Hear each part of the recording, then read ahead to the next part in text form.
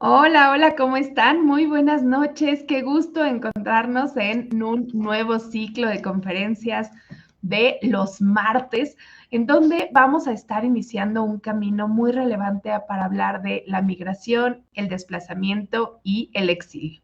Yo soy Oriana Trejo y les voy a estar acompañando en la moderación de este ciclo. Y hoy le quiero dar la bienvenida a las tres maravillosas personas que me van a acompañar en el panel de esta tarde, a quien les voy a presentar en un momento. Pero antes les quiero contar que en este ciclo, como en todos nuestros otros ciclos, se pueden ganar maravillosos premios. En esta ocasión tenemos una bocina Bluetooth y un kit de libros que justamente nos van a hablar también un poquito de la migración y de cuentos de niñas y mujeres que han migrado. Y para ganarse este premio, pues ya saben que únicamente tienen que asistir al 75% de las conferencias, es decir, al menos a 3 de las 4 que vamos a tener, y responder al finalizar un cuestionario que va a aparecer en donde van a responder a una sencilla pregunta que pues justamente vamos a responder aquí durante la sesión. Y también tienen que seguir a una de las redes de la Dirección de Comunicación del Conocimiento. Y bueno, pues ahora sí les quiero empezar a presentar a nuestro maravilloso panel del día de hoy. Y la primera persona que nos acompaña es el doctor Rafael Alonso Hernández López, quien viene del Colegio de la Frontera Norte. Él es doctor en ciencias sociales por el CIESAS y ha recibido distintos reconocimientos como el premio a la mejor tesis de doctorado Arturo Warman en 2016. También cuenta con la distinción de ser SNI, parte del Sistema Nacional de Investigadores nivel 1, y es miembro del Consejo Directivo de Hospitalidad y Solidaridad Asociación Civil. También ha fungido como presidente del Consejo Ciudadano del Instituto Nacional de Migración y coordinación general de FM4 Paso Libre en Guadalajara. Actualmente se desempeña como profesor investigador del Departamento de Estudios y es coordinador del doctorado en estudios de migración por el COLEF. ¿Cómo estás, Rafael? Muchísimas gracias, un gusto poder estar aquí acompañando, compartiendo y pues verdaderamente feliz de tener este espacio. Muchísimas gracias. Prefieres a Alonso, ¿verdad? Que Rafael. De las dos maneras, ningún problema. Perfecto, muy bien. Pues muchas gracias. Será un gusto estar platicando contigo en esta mesa.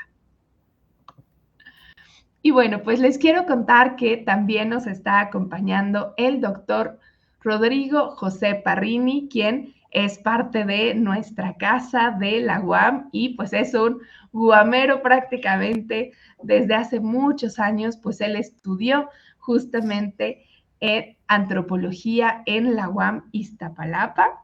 También cuenta con múltiples artículos, libros y antologías de antropología y migración con temáticas muy, muy interesantes, en donde también ha logrado vincular distintas áreas entre el arte, las humanidades, la migración, de las que seguro ya nos estará contando. Es miembro del Sistema Nacional de Investigadores nivel 2 y actualmente es profesor de UAM Xochimilco. Sus líneas de investigación son los flujos migratorios en la frontera sur, esta relación que les contaba entre la antropología y el teatro y trabaja muy de manera cercana en investigaciones etnográficas en nuestra frontera sur, en Guatemala. ¿Cómo estás, Rodrigo? Mucho gusto, muy bien, gracias. Muchas gracias por acompañarnos. Y bueno, pues finalmente les quiero presentar a Gaby, quien también nos va a estar acompañando. En este panel y en todo este ciclo buscamos tener una cohesión y una presencia de distintas voces y de distintos actores y actrices de la migración. Y una de ellas es precisamente Gaby, quien viene representando al albergue Tochan. Ella es licenciada en Ciencias Políticas por la ENEP Acatlán y cuenta con diversos diplomados en relación con los derechos humanos, en políticas públicas y migración y derechos humanos y migración. Actualmente es miembro del Comité de Solidaridad y Derechos Humanos, AC, y de Tochan Sueños y Realidades, en donde también es la directora. ¿Cómo estás, Gaby? Creo que tienes tu micrófono apagado, Gaby. Perdón. Pues gracias por la invitación y nos será muy interesante platicar con ustedes. Muchísimas gracias, Gaby. Y bueno, pues para aperturar un poco el diálogo y justamente de lo que va a tratar este ciclo, quiero hablar un poco de la migración. Y es que la migración es una palabra, es un fenómeno que ha estado presente desde hace muchos, pero muchos años en nuestro día a día. Las personas hemos migrado desde hace miles de años. Sin embargo, pues en los últimos años ha cambiado un poco el fenómeno de la migración y en la actualidad se estima que hay 250 millones de personas migrantes en el mundo y se estima que esta cifra va a ir en aumento.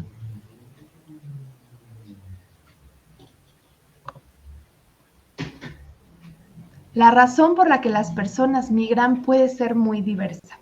Algunas migran en búsqueda de mejores condiciones de vida. Algunas lo hacen de manera legal y otras miles como refugiadas. Escenas como esta ya son cotidianas en el día a día y las escuchamos y las vemos a través de las noticias y las redes sociales.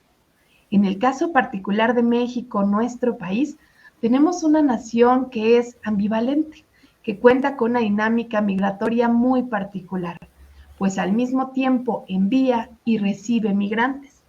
Y para darles un pequeño dato, de enero a marzo de 2022 se recibieron alrededor de 30,000 solicitudes de refugio en México. Ese fue el mismo número que se registró en todo 2018. Entonces México también está fungiendo como un lugar que está recibiendo mucha migración y estoy segura que eso lo vamos a ver reflejado precisamente en nuestra mesa. Y bueno, pues finalmente todos estos movimientos migratorios y la palabra migrante puede generar distintas acciones como miedo y división y también marginación, discriminación e incluso violencia. Actualmente vemos a las personas migrantes como personas que justamente vienen a afectar a las sociedades. Y hoy, y en este ciclo, justamente vamos a tratar de desmitificar todo eso y de hablar de qué es la migración. Y bueno, pues con este contexto quiero empezar a aperturar la mesa y hablar precisamente con nuestras y nuestros invitados. Y quisiera plantearles la primera pregunta, que es si la migración es un derecho, es un privilegio o es una necesidad. Y me gustaría empezar con tu respuesta, Alonso. Cuéntanos un poco de tú qué opinas respecto al fenómeno migratorio y de cómo es percibido actualmente. Muchísimas gracias y más que pertinente abrir el diálogo con esta pregunta que de repente pues tiene como, o se presta para una buena cantidad de interpretaciones y demás, pero desde donde yo lo veo, donde yo me posiciono y desde donde he podido trabajar, indudablemente veo la migración como un derecho, ciertamente, dicho sea de paso, como un derecho que o no es reconocido o es obstaculizado o digamos, no es garantizado en la medida en que nos gustaría a muchos de quienes trabajamos y precisamente defendemos derechos humanos de personas migrantes, ¿no? Y en ese sentido, me parece que el contraste con esta idea del privilegio, pues, justo el derecho ver la migración como un derecho nos posibilita precisamente entender que no es del todo así, sobre todo para un amplio sector de la población que se está moviendo y que se mueve de sus países en unas condiciones verdaderamente complicadas, ¿no? Y eso nos lleva como al tercer componente que menciona tu pregunta sobre la necesidad, ¿no? Que me parece que es ciertamente una de las notas características de los flujos migratorios en el continente y en el mundo que más se ven reflejadas en la actualidad. ¿No? Hay una necesidad real de las poblaciones de salir, de abandonar, de huir de sus lugares de origen y en ese sentido pues entra esta perspectiva de migrar como un derecho que, insisto, pues lamentablemente no es garantizado por muchos estados y por circunstancias que seguramente iremos compartiendo a lo largo de esta mesa. Muchísimas gracias y pues tienes razón, iremos hablando de en qué momento ocurre esta violación de los derechos humanos, en qué momento estamos incurriendo en que justamente no pueda ser visto como un derecho. Pero vamos a pasar con Gaby, que bueno, Gaby, tú lo tienes justamente pues en vivo y en directo, es algo con lo que trabajas todos los días, así que me gustaría saber tú qué opinas acerca de la migración. ¿Es derecho, privilegio o necesidad? Yo creo que ahora, obviamente es un derecho, pero de acuerdo a las circunstancias de cada lugar de donde se migra, pues se convierte en una necesidad. Y por eso tantos flujos en este momento de ciertos países, ¿no? Entonces, pues sí, ahí vemos muy completo el panorama de migrar es un derecho que no se respeta y que a la vez también migrar se hace una necesidad, porque además migrar ya no es tan de voluntad, sino es una migración también forzada. Totalmente, desde hace algunos años empezamos a escuchar también este término de migración o desplazamiento forzado, que seguramente también iremos abordando para enfatizar cuál es la diferencia entre una cosa y otra, cuándo alguien puede tomar la decisión de migrar y cuándo más bien es obligado o forzado a hacerlo. Rodrigo, ¿tú qué opinión tienes respecto a esta pregunta?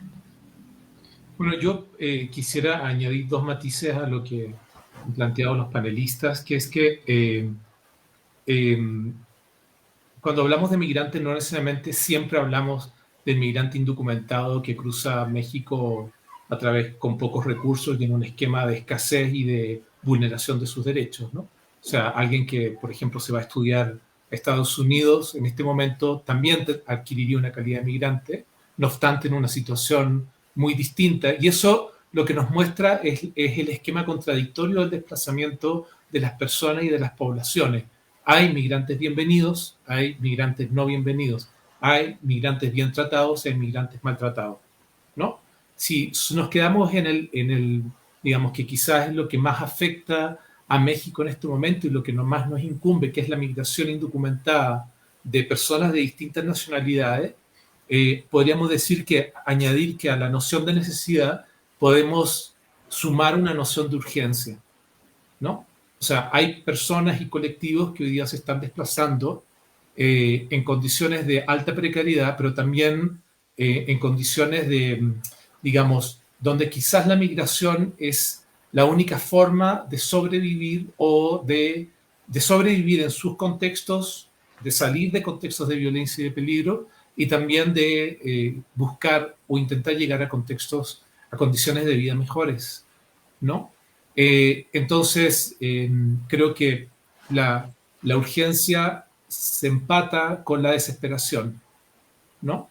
Y ahí yo añadiría que si la migración es un derecho, es también un movimiento que sucede y que debe suceder en un contexto, digamos, en contextos donde las personas por migrar no pierden sus derechos, sino que debieran ser acompañadas por el conjunto de derechos, digamos, los derechos que están reconocidos como derechos humanos, que no se pierden por pasar de un país a otro, sino que se conservan en tanto moviéndonos o no moviéndonos, estando en un país extranjero o en nuestro país, digamos, en los espacios donde quizá hemos nacido, somos siempre sujetos de derechos humanos, ¿no?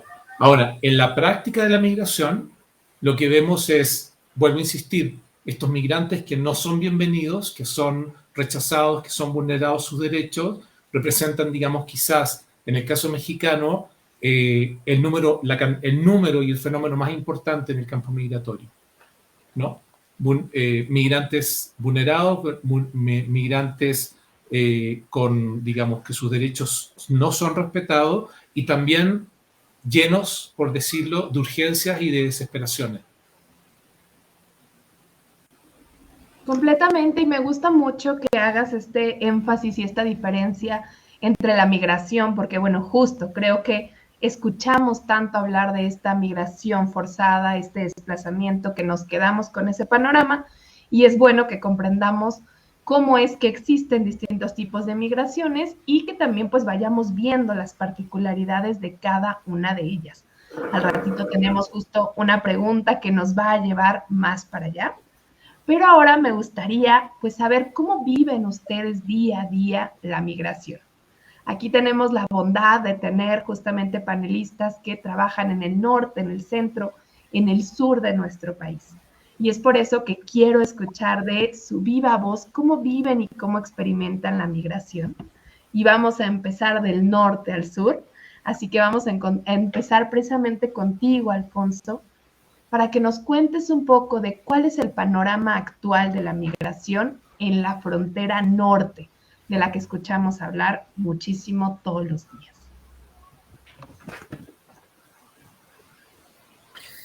días. Pues desde hace 5 años la frontera norte de México pues ha sido uno de los espacios en donde se ha registrado mayor concentración de personas migrantes en situación indocumentada. Y ahí retomo justo lo dicho por Rodrigo en el sentido de entender también que la frontera norte es un espacio donde convergen muchos perfiles de personas migrantes y que históricamente en ciudades como Tijuana, que es desde donde me encuentro en este momento, pues tienen convergencia estos diferentes flujos migratorios, ¿no? Y ciudades como Tijuana, insisto, pues prácticamente se han formado, han adquirido la esencia que tienen a raíz de la llegada de diferentes flujos migratorios. Sin embargo, me parece importante destacar o sumar a esta larga historia migratoria acá en la frontera norte lo que ha pasado en los últimos 5 años, que tiene que ver o se centra de manera más específica con la presencia de población extranjera indocumentada que o trata de ingresar a los Estados Unidos por diferentes medios sin tener una autorización formal por aquel país, o que ha llegado a esta frontera para solicitar asilo en la Unión Americana y que tras diferentes políticas o acciones implementadas por el gobierno norteamericano, pues han quedado echadas a su suerte en este lado de nuestro país. Y entonces, a este proceso de expulsión, de devolución masiva de personas extranjeras hacia México para que esperen procesos o solicitudes de asilo, pues se suman los otros contingentes que vienen de sur a norte, también tratando de ingresar, o las personas mexicanas que han sido retornadas, repatriadas o deportadas desde la Unión Americana y que pues de igual forma permanecen un tiempo aquí con la intención de volver a ingresar a Estados Unidos o de encontrar algún apoyo para regresar a sus comunidades. Y finalmente, a este complejo escenario se suma la presencia de población desplazada, forzada interna, fundamentalmente de estados como Michoacán, Guerrero, Sinaloa, que a raíz de la violencia en sus comunidades, en sus localidades, pues han llegado a este espacio tratando de salvaguardar su vida. Entonces, pues, ¿cuál es el panorama actual en la frontera norte? Diría, pues es un panorama muy complejo, muy convulso, con diferentes perfiles migratorios, con diferentes necesidades de las personas y también con diferentes respuestas institucionales, ¿no? Hice énfasis en las respuestas que ha dado el gobierno norteamericano, que básicamente han sido de expulsión, incluyendo lo realizado en la pandemia con el denominado Título 42, pero también la falta de capacidad y a veces la falta de seguimiento por parte de las autoridades mexicanas para atender las necesidades de todas estas poblaciones que están en asentamientos temporales o definitivos aquí en esta ciudad. Uy, pues mira, vaya panorama que nos pones, Alonso. Justamente creo que la frontera norte es algo que pues forma parte de México, ¿no? Es algo de lo que nunca nos vamos a desprender y algo que siempre está presente, ¿no? Vemos pues políticos, vemos gestiones, vemos y siempre ese tema de la migración, de la frontera norte, es algo que está presente y que si le toca a México, que si le toca a Estados Unidos, que a quién le toca, qué pasa con las personas. Y la próxima semana justo vamos a hablar de qué pasa con esas personas que también retornan a su país y en la tercera mesa también de justo cómo es que estas ciudades fronterizas han recobrado estas identidades a partir de la migración. Entonces, muchas gracias. Ahorita seguiremos con esa parte, pero ahora vamos a pasar con Gaby, quien está justamente en el centro. A ti te toca, Gaby, estar en esta parte central, en esta parte de tránsito, donde ves pasar a decenas, cientos de personas cada año. Cuéntanos un poco para ti, Gaby, ¿cómo ves? ¿Cuál es el panorama actual de la migración acá en el centro del país? Bueno, déjate decir que primero en el centro del país, en la Ciudad de México, la migración tras frontera era no visible. Desde hace 2 años nos hemos sorprendido de ver el flujo de personas y los empezamos a ver después de la masacre de San Fernando. Y lejos de mejorar la situación, creo que en estos 12 años, por lo menos en el centro del país, muchas luchas que se habían ganado por respetar los derechos humanos de la migración, hoy se han perdido. Y eso quiere decir que hoy estamos en una más mala situación porque el Estado no se responsabiliza de ellos. Aún teniendo el trabajo de tener que atenderlos y además de ser su culpa de que lleguen a la Ciudad de México. Entonces, el flujo de personas que desde, pues prácticamente después de la pandemia 2021, empiezan a llegar a la Ciudad de México, los haitianos, después los venezolanos, y hoy tenemos entre venezolanos y haitianos, pero se están sumando nuevas nacionalidades y llegan a la Ciudad de México, donde no estamos preparados para recibirlos. Entonces, sí es una situación muy, muy difícil para la migración en estos momentos, con tantos cambios que el gobierno norteamericano ha hecho para tratar de regular la migración y hacerla, pasarla de forma regular, ¿no? Entonces, el panorama es alarmante en estas lluvias y siendo nosotros albergues, nos da mucha ansia de tanta gente que no podemos albergar. Y en la Ciudad de México no hay un albergue suficiente que el Estado provea para estas personas. Entonces, la migración en este momento en la Ciudad de México, y yo me atrevería a decir en todo el entorno del centro del país, es bastante difícil, porque no solo la desatención del gobierno hacia las personas que van pasando, cruzando por su territorio, sino además el crimen organizado, la violencia. Es muy triste, lamentable que mucha población, ya lo dije en un principio, la migración forzada venga huyendo de momentos de violencia y justo aquí en México se encuentran con más violencia. Entonces, sí, es difícil en estos momentos la situación de la migración en México y sobre todo por esa ambivalencia del gobierno de no atiendo, sí atiendo. Es bastante difícil la situación ahora. Yo coincido contigo, yo he vivido pues toda mi vida en Ciudad de México y justamente no recuerdo este fenómeno. Sí se escuchaba mucho de la bestia, ¿no? Que sabías qué pasaba, veías las imágenes sobre todo de la frontera norte. Creo que incluso no se escuchaba tanto de las caravanas migrantes como se ha escuchado en los últimos años. Y pues ahora lo puedes ver, ¿no? Hace poco fui cerca del Ángel, en donde está la Comar, y ahí ya se habla precisamente de estos nuevos lugares que les llaman la nueva Haití, ¿no? Porque están llegando precisamente decenas de personas que justamente pues solo están buscando una nueva oportunidad.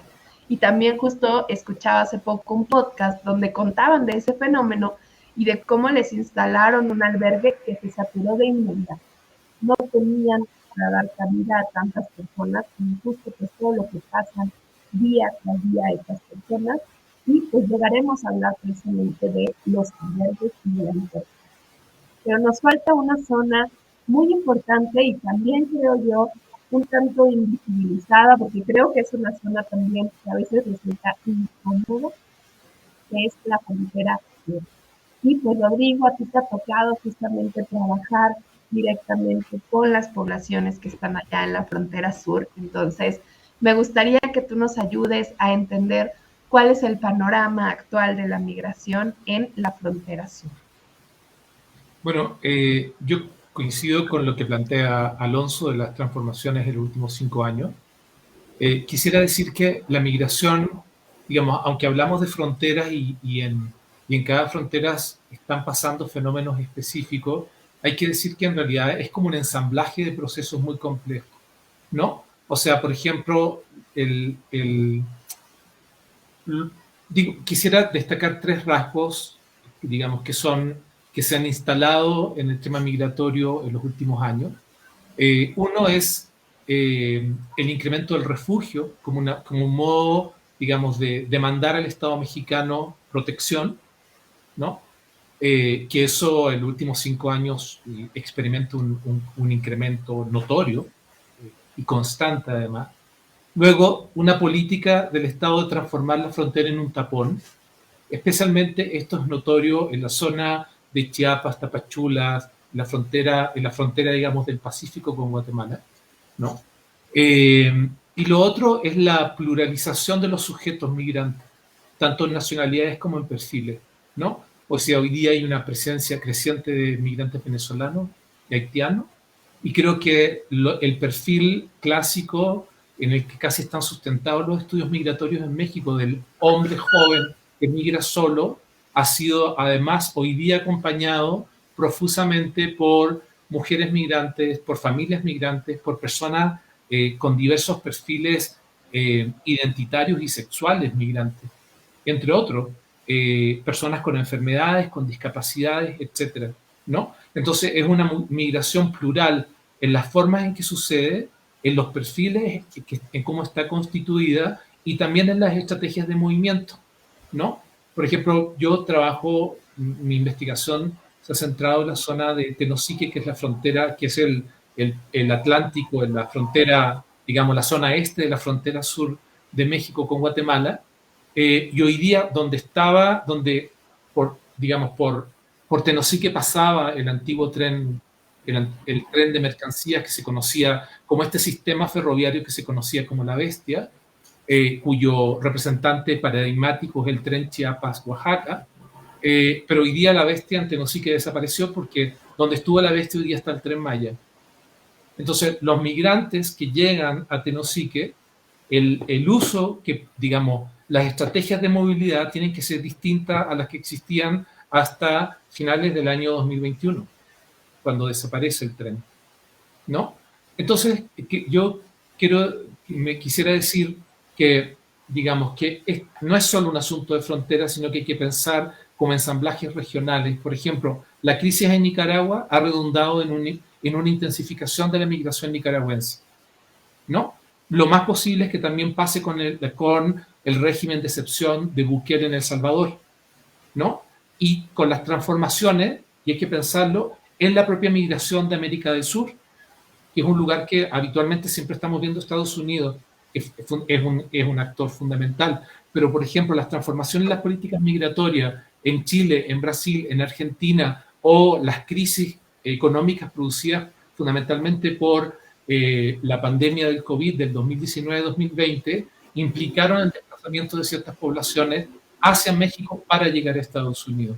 Entonces, yo quisiera proponer que siempre que hablamos de una frontera, hablamos de un punto de conexión de muchos otros procesos, espacios sociales y configuraciones políticas incluso, diría. Por lo tanto, la frontera es como un lugar sensible a transformaciones, cambios y a modificación, tanto de políticas internas como de políticas externas, tanto a fenómenos, digamos, que podrían decir que son de la gestión de la migración en México, como de la gestión de la migración en Estados Unidos, pero también en Centroamérica, en Colombia, en Venezuela y en el Cono Sur en general. Híjole, qué interesante entender a la migración justamente como algo global, ¿no? Como algo que no se puede entender y no se puede estudiar. Y me atrevo a decir que tampoco se puede resolver de manera unilateral, ¿no? Necesitamos integrar a gobiernos, decisiones. Y qué importante lo que nos cuentas también del Tren Maya, ¿no? Ha habido muchos debates en otras áreas, pero creo que aquí surge una nueva vertiente que es la migración y cómo se va a ver modificada también a partir del Tren Maya y de estos desarrollos que se están haciendo en la frontera y quiénes van a ser las personas que realmente van a utilizar estos servicios. Entonces, pues bueno, ya tuvimos nuestro panorama, podemos ver lo diferente y al mismo tiempo lo similar que puede ser la frontera norte con el centro, con el sur, y bueno, el gran reto que tiene también nuestro país para con las migraciones. Pero ahora nos vamos a adentrar en algunos de los puntos que justamente forman la migración, como son los albergues. Y bueno, yo sé, Alonso, que tú has estado muy involucrado con la red de albergues, que te tocó justamente trabajar con todos los albergues que están a nivel nacional. Y me gustaría que nos cuentes un poco de cuál es el papel de los albergues y sobre todo cómo es que se puede establecer uno. Ya nos decía Gaby, no hay suficientes, el gobierno sí, el gobierno no. ¿Cómo es que se establece un albergue? ¿Qué debe de cumplir? Bien, lo primero que diría es que los albergues y dicho en general el trabajo que hace sociedad civil, pero sí con mayor énfasis estos espacios que se dedican a la recepción, acogida y acompañamiento de poblaciones en movilidad, pues son un actor sumamente fundamental en el tema migratorio en nuestro país, ¿no? Un tema de movilidad humana para dar cabida a otro tipo de poblaciones, ¿no? Porque justo como dará constancia Gaby y ha comentado, pues a veces con muy pocos recursos hacen muchísimas cosas, siempre con esta perspectiva de cuidado y atención a las personas que llegan a estos espacios. En nuestro país, pues hay una experiencia de más de 200 espacios de de ayuda humanitaria a poblaciones en movilidad distribuidos a lo largo y ancho del país. Muchos de estos están vinculados a la Iglesia católica en particular, pero también hay otros que son, digamos, o han nacido y operan de manera independiente.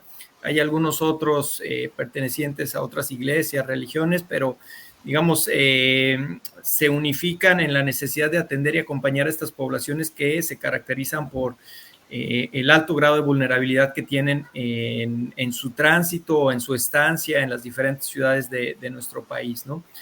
Y pues nacen justamente como una respuesta solidaria, comprometida, responsable pues a la ausencia de respuestas estatales y a veces también incluso en contra de las propias respuestas estatales, ¿no? O sea, en los últimos años, gran parte de la definición de la política o de la expresión de la política migratoria pues ha sido la de la selectividad, la restricción, la expulsión, que básicamente se resume en la detención y deportación de personas, ¿no?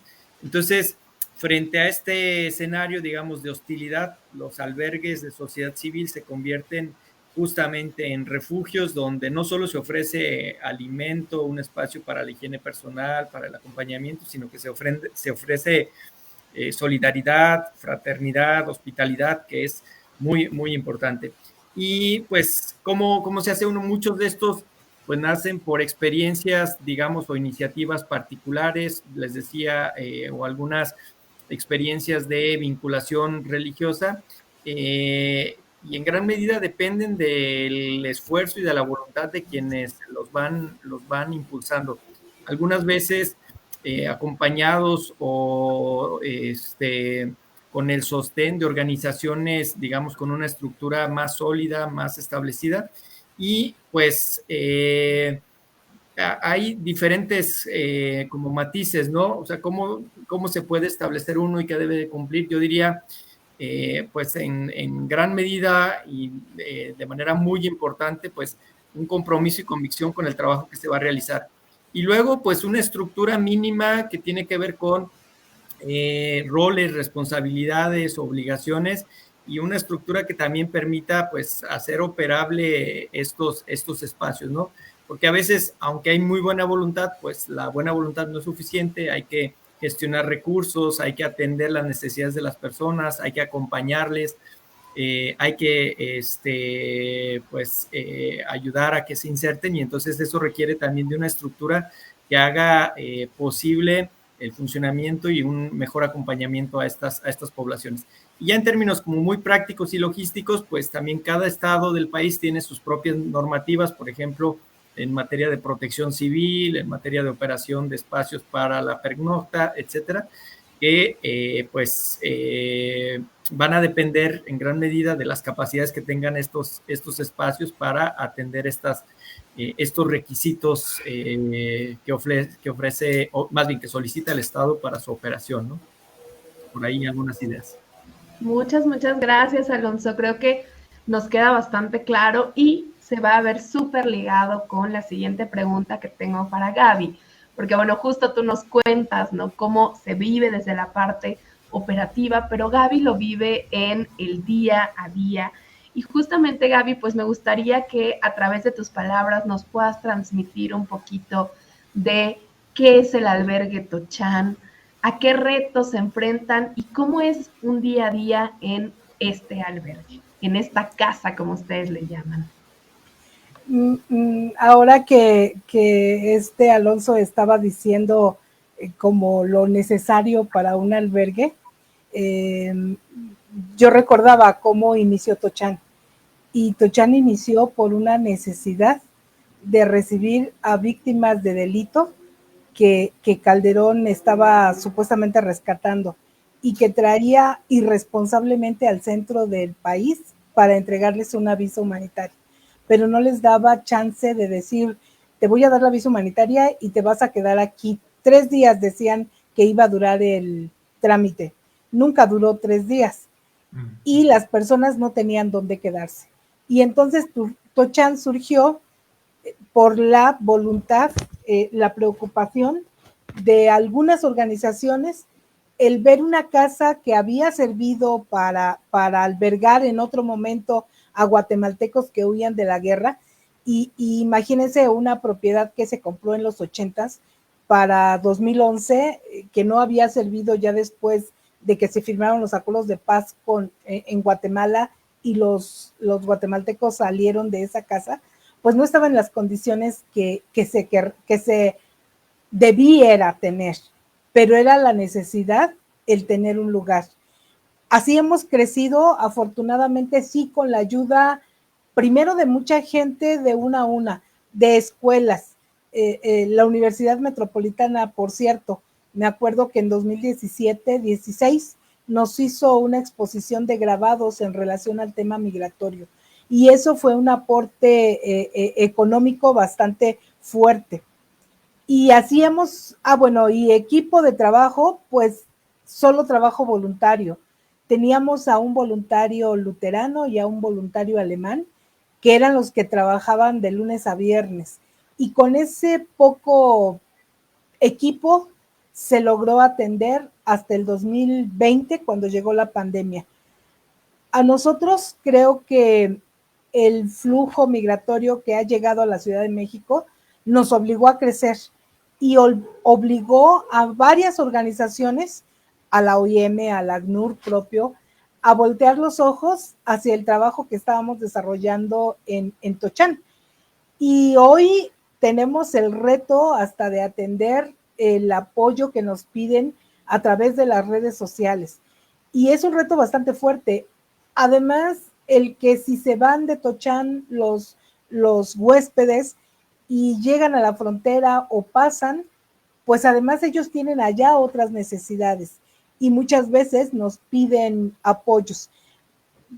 Yo creo que hoy por hoy el mayor reto para Tochán es poder lograr una red en Estados Unidos con albergues que pudiéramos tener conexión e ir pasando el apoyo que necesitan, ir caminando con ellos, porque eso es, creo, lo que hacemos ahora en México, con albergues que están organizados en la Red ODEM, con albergues que están organizados en la dimensión pastoral, y todos vamos haciendo camino, y por eso me gustó mucho el nombre de esta plática, porque vamos acompañando en el camino.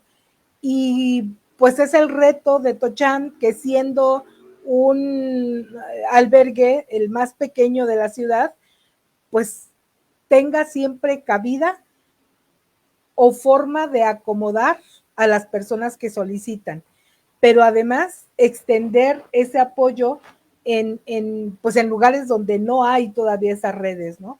Eso es como a lo que aspiramos, porque sabemos que en este momento se necesita.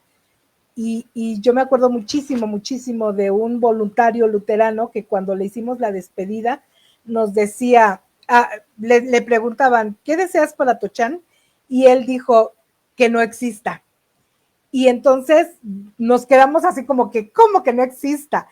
Pues sí, porque si dejamos de existir, querrá decir que la migración realmente ya es libre y ya puede cruzar y ya no necesita un oasis, pues donde encontrar refugio, seguridad, que no tiene en el camino, ¿no? O que necesita para acompañar su caminar. Ese es el gran reto de Tochán, dejar de existir. Qué bonito, qué bonita reflexión, Gaby, qué bonito plot twist nos das de cómo pues también ver y entender la migración y esta importancia de generar redes, generar lazos, generar conexiones. Y ya nos decías de justamente una conexión que generaron con universidades como la UAM, como con la UACM, en donde también se integra y se empieza a vincular la academia. Y esto pues me da paso a la pregunta que tenemos para Rodrigo, que es justamente cómo puede vincularse la academia de forma efectiva con las personas que migran. Tú has estado muy inmerso en eso, Rodrigo, así que Cuéntanos un poco de esa experiencia. Bueno, yo creo que la academia ha sido un actor bastante importante en los procesos migratorios en México desde hace varias décadas, ¿no? Este es un país que cuenta con mucha investigación, centros de investigación dedicados al tema de migración. Alonso digamos, viene de ahí, por ejemplo, está ahí ocupando un lugar importante, digamos, en un colegio que ha sido fundamental en la investigación sobre migración en México, por ejemplo, ¿no?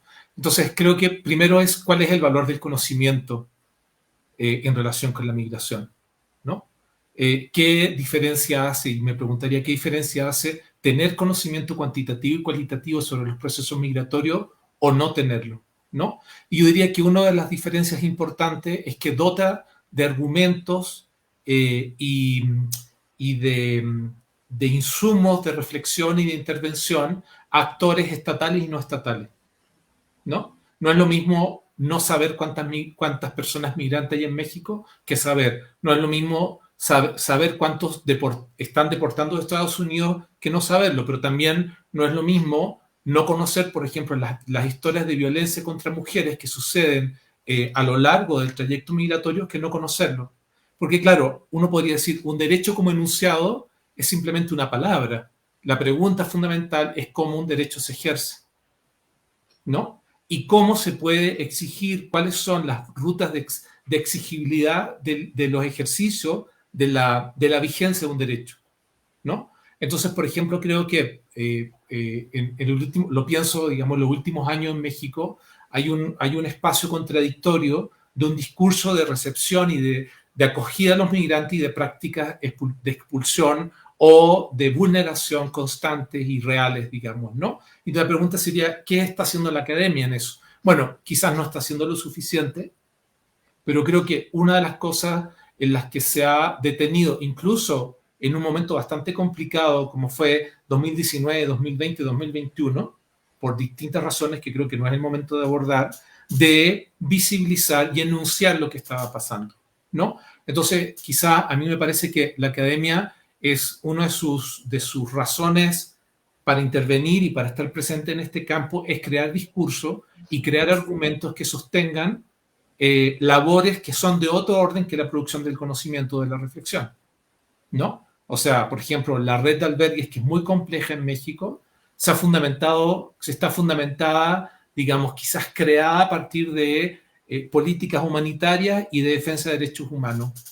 Han estado siempre vinculados, una parte de estas redes de albergue han estado vinculados, por ejemplo, Redodem, que es una red que reúne muchos albergues, especialmente de la Iglesia Católica.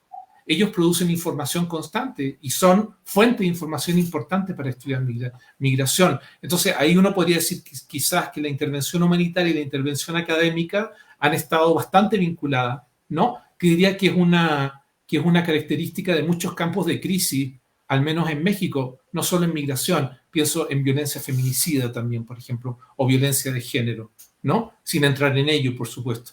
Entonces, me parece a mí que en ese sentido la labor de la academia, y aquí termino, no es solo una labor de recopilación de conocimiento, de producción de un conocimiento neutro, sino que es producir un conocimiento que tenga incidencia en las políticas públicas, en las formas de organizar la ayuda con las personas migrantes, pero también en el ejercicio de los derechos y en la formulación de discursos colectivos sobre la migración. Y ese es un flanco súper delicado, a mi entender, porque por una parte hay políticas de recepción y hay discursos de recepción, pero por otro también hay de rechazo, incluso constitución de discursos xenófobos, ¿no? Con todo lo que eso significa. ¿Cuál, me preguntaría, es la incidencia de la academia en la visibilización, pero también en el esclarecimiento de la realidad, las causas de la migración, la realidad de las y los migrantes en México y los requerimientos, las urgencias que eso supone, no solo para la sociedad civil, sino que también para el Estado? Qué buena reflexión nos dejas, Rodrigo, y pues justo, qué importante es el papel también que tiene la academia, que tiene visibilizar, ¿no? Por ahí se dice que lo que no se habla, lo que no se visibiliza, entonces se vuelve inexistente. Y bueno, estos documentos, estas tesis, esta investigación, estos informes y esta presión que se hace también, creo que es sumamente relevante y qué bueno que tengamos estos centros como el COLEP. También vamos a tener a personas de ECOSUR que nos van a estar hablando justo de lo que ocurre en la frontera sur. Y bueno, pues tenemos algunas preguntas por parte de nuestra audiencia también muy importantes. Entonces, me gustaría plantearles la primera y que cada uno de ustedes pueda elegir cuál quiere responder.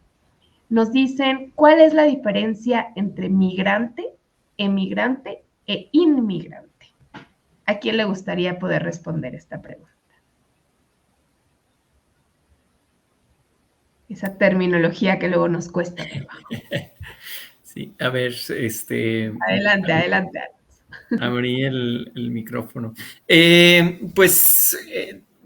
Normalmente utilizamos esta diferencia en la terminología justo para hacer énfasis en el tipo de movimiento de población que se está realizando, ¿no? Entonces, tradicionalmente una persona emigrante pues es la que deja su lugar y está pues en búsqueda de otro lugar para residir temporal o definitivamente, ¿no?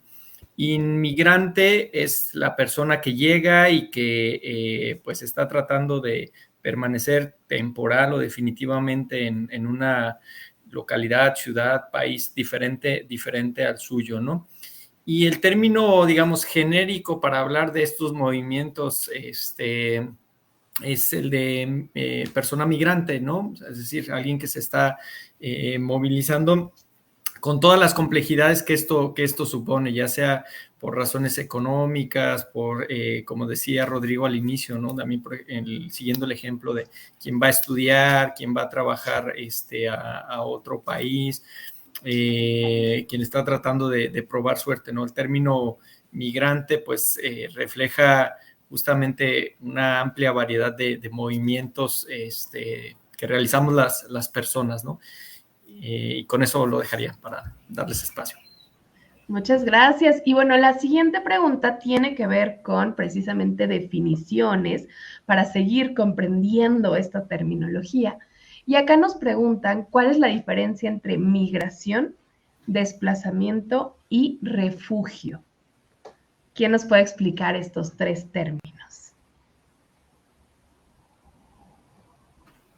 Bueno, yo creo que me centraría en desplazamiento y refugio, porque migración hemos hablado ampliamente.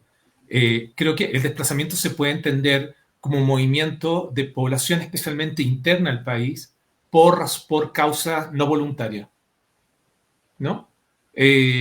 Bueno, se habla de desplazamiento forzado, por ejemplo, creo que Alonso lo tocó en un primer momento, pero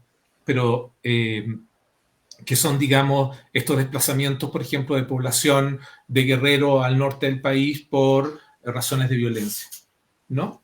Refugio es una política del Estado, es una forma en que el Estado, en este caso México, recibe cierto tipo de población, a cierto tipo de perfil de migrante, dada una casuística, digamos. Por ejemplo, en el caso de México es muy importante el tema de la violencia o de la persecución política, ¿no? En otros países, por ejemplo en Francia, el tema de la salud es fundamental, ¿no? Y ahí es una política estatal que autoriza a una persona, acoge a una persona, le da refugio a una persona dadas ciertas circunstancias de su vida o de su biografía, ¿no?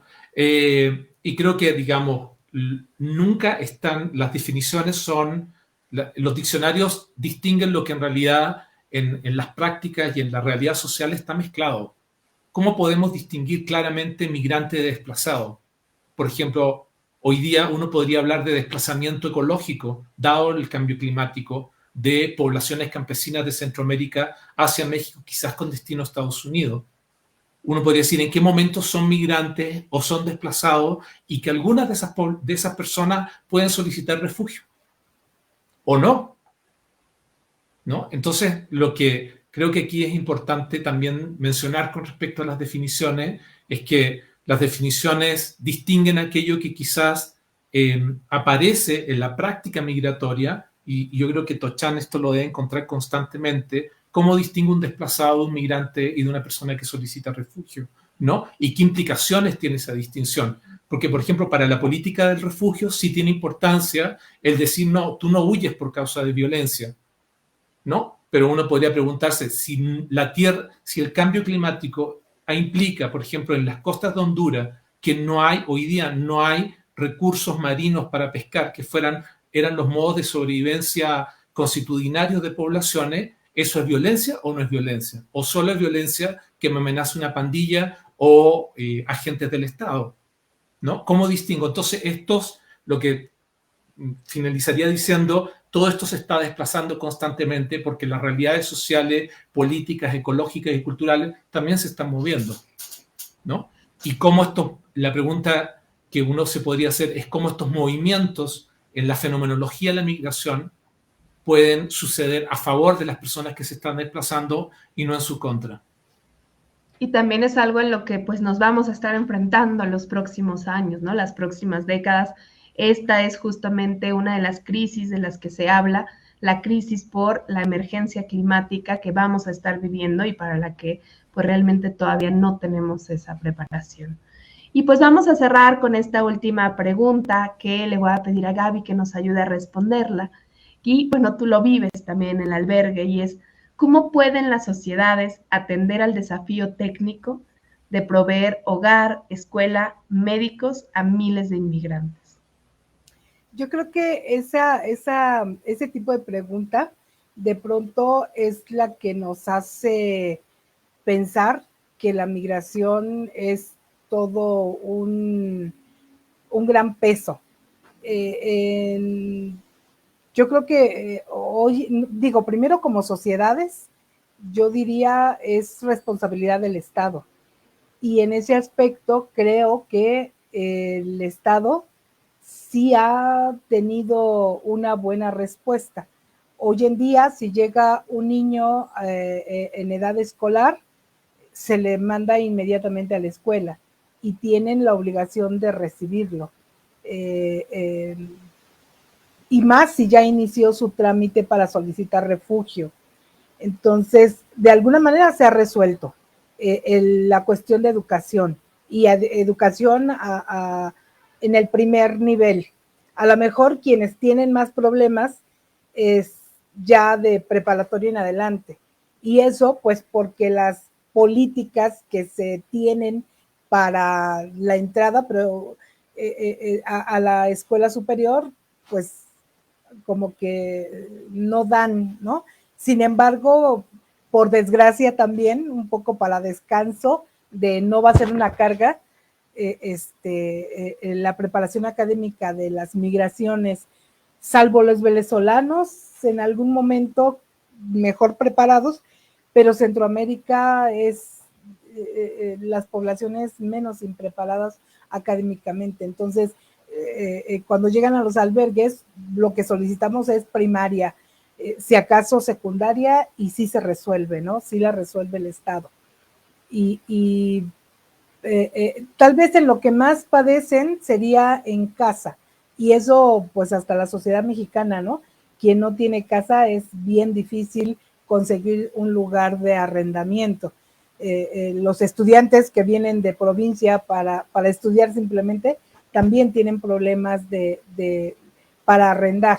Entonces, bueno, tal vez la vivienda sí sea el gran reto. Yo conozco a grupos de salvadoreños que llegaron en los 80s para refugiarse en México, y de los 80s, algunos no han podido conseguir una vivienda digna en algún programa, precisamente porque se cierran las políticas de aceptación, ¿no?